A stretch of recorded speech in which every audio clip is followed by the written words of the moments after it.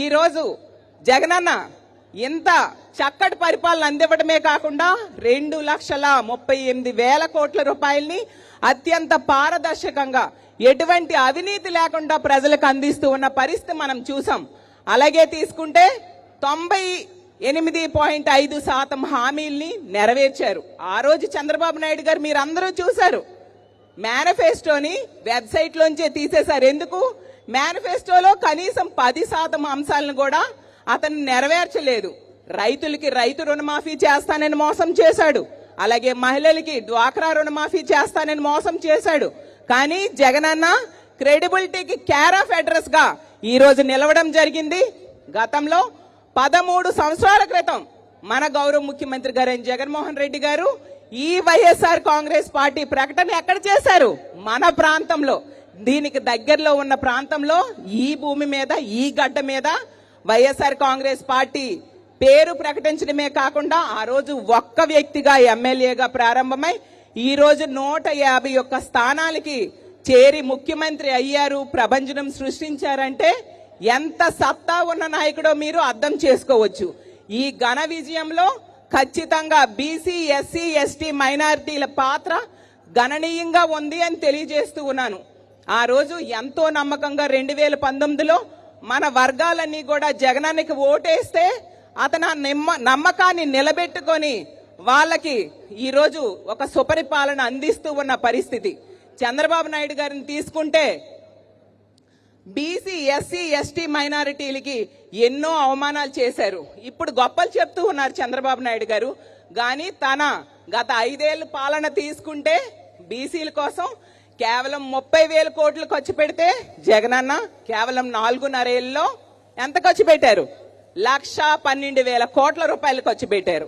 ఎస్సీల కోసం చంద్రబాబు నాయుడు గారు కేవలం 33,000 కోట్లు ఖర్చు పెడితే జగనన్న ఈ రోజు గత 4.5 ఏళ్లలో 75,000 కోట్లు ఖర్చు పెట్టారు. ఎస్టీల కోసం చంద్రబాబు నాయుడు గారు కేవలం 11,000 కోట్లు ఖర్చు పెడితే జగనన్న 25,000 కోట్లు ఖర్చు పెట్టిన సంగతి మనందరం తెలుసుకోవాల్సిన అవసరం ఉంది. బీసీలు, ఎస్సీలు, ఎస్టీలు తాలూకా మేలు కోరే వ్యక్తి ఎవరో మీరే ఆలోచించుకోండి.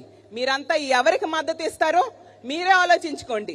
జగనన్నకి ఇస్తారా, చంద్రబాబు నాయుడుకి ఇస్తారా? మీరే ఆలోచించండి. అలాగే ఇంకో 6 నెలల్లో యుద్ధం ప్రారంభమవుతూ ఉంది. ఎవరెవరికి? పేదలకి, పెత్తందారులకి మధ్య.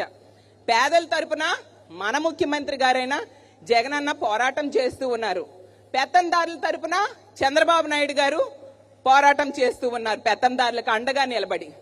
కాబట్టి మన రాష్ట్రంలో ఉన్న బీసీ, ఎస్సీ, ఎస్టీ మైనారిటీలందరూ కూడా జగనన్నకి అండగా నిలబడాల్సిన సమయం ఆసన్నమైంది. 175కి 175 స్థానాల్లో వైఎస్ఆర్సీపీ జెండా ఎగరేయాల్సిన సమయం ఆసన్నమైంది. మీరు రెడీయా? పత్తిపాడు ప్రజలందరూ రెడీయా? కేవలం 4.5 ఏళ్లలో మన గౌరవ ముఖ్యమంత్రి గారైన జగన్మోహన్ రెడ్డి గారు ఎటువంటి అవినీతికి తావులేని పరిపాలన అందించారు.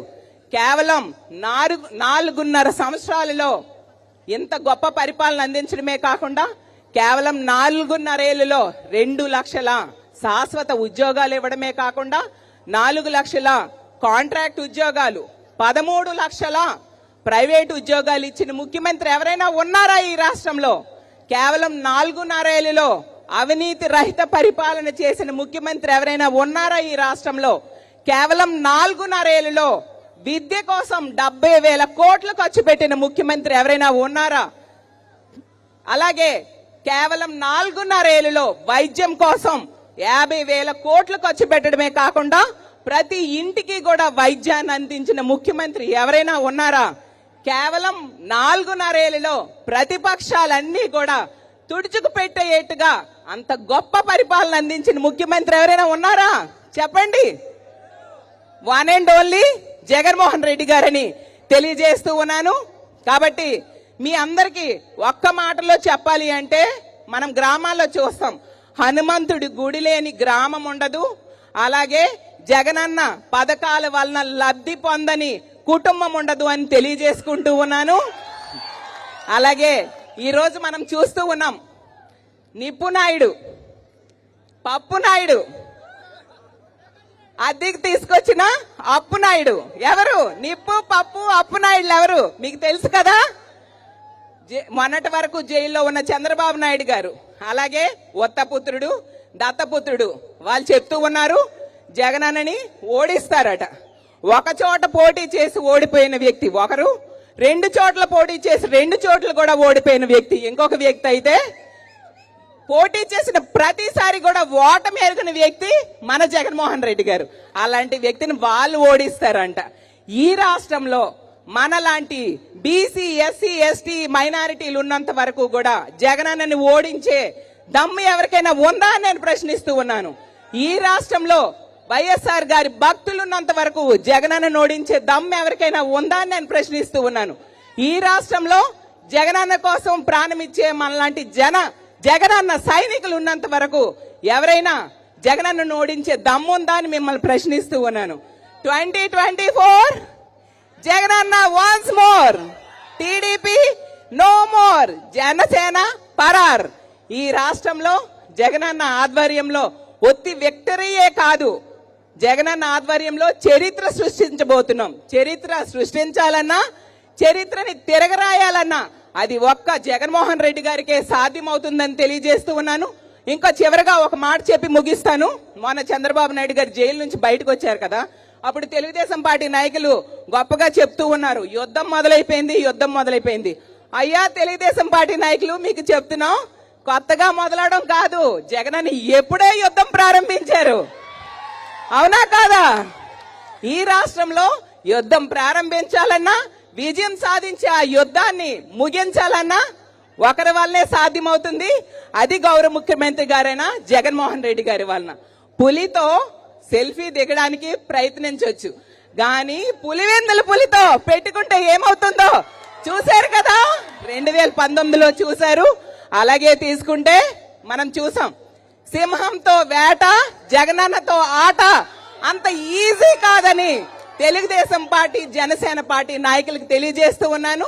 చివరగా మీకు చెప్పేది ఏంటంటే, ఈ రాష్ట్రంలో ఏ మూలకి వెళ్ళినా కూడా ప్రజలందరూ ఒకటే చెప్తూ ఉన్నారు, టీడీపీకి గ్యారంటీ లేదు, చంద్రబాబు నాయుడుకి వారంటీ లేదు, లోకేష్ కి షూరిటీ లేదు, పవన్ కళ్యాణ్ కి క్లారిటీ లేదు, జగనన్నకి వీళ్ళెవ్వరూ కూడా పోటీనే కాదు అని తెలియజేస్తూ ఉన్నారు.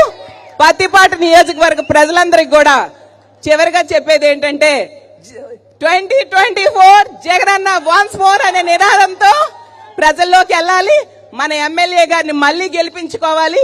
ఇలాంటి సుపరిపాలనని జగనన్నని ముఖ్యమంత్రిని మళ్ళీ చెయ్యాలి అని తెలియజేసుకుంటూ జై జగన్, జై జై జగన్.